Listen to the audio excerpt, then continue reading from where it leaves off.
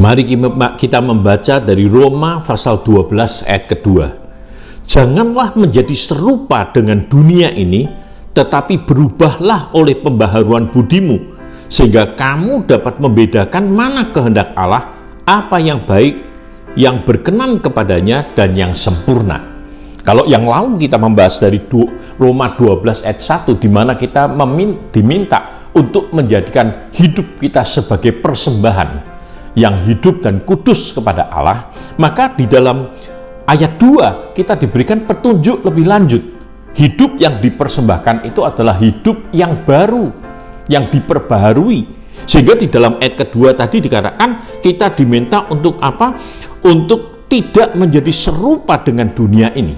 Nah, apa maksudnya tidak menjadi serupa dengan dunia ini? Ya, kata menjadi serupa itu dalam bahasa aslinya itu sebetulnya adalah membentuk. Ya, kalau mau dipakai ilustrasi itu adalah seperti mesin cetak. Misalnya cetak kue.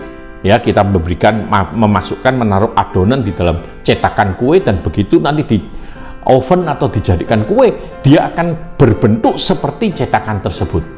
Nah, kita diminta jangan sampai dunia ini membentuk hidup kita menurut keinginannya.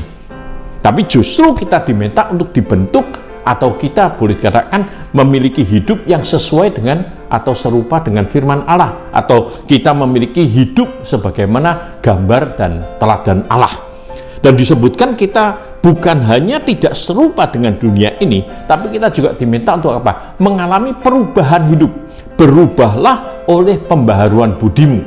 Dalam arti berubah di dalam akal budi kita, kehendak kita, keinginan kita mengalami perubahan. Nah, kata berubahlah dalam bahasa Yunaninya itu adalah metamorphoste, atau sama dengan kata yang sering kita dengar berkaitan dengan metamorfosa. Dalam arti apa? Biasanya diberikan ilustrasi atau gambaran. Ya, kupu-kupu ya, dari telur berubah menjadi ulat. Dari ulat berubah menjadi kepompong, dari kepompong berubah menjadi kupu-kupu yang indah. Nah, kita diminta juga mengalami perubahan seperti itu. Perubahannya bukan ya sedikit demi sedikit, lama-lama mirip, tidak, tapi perubahan yang total. Dari telur menjadi ulat itu perubahan total. Dari ulat menjadi kepompong perubahan total. Dari kepompong menjadi kupu-kupu perubahan total. Ya, jadi dari telur ulat yang mungkin menjijikkan menjadi kupu-kupu yang indah. Dan itu sebetulnya panggilan kita sebagai orang percaya.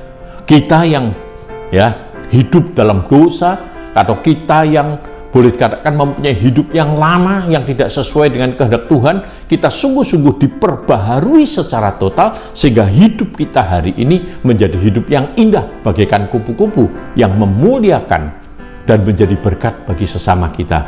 Mari kita mempersembahkan hidup kita, bahkan juga menjadikan hidup kita mengalami perubahan. Perubahan bukan hanya tampilan luar, tapi di dalam akal budi, hati kita, keinginan kita, kehendak kita, untuk kita menjadi serupa dengan gambarnya. Tuhan memberkati.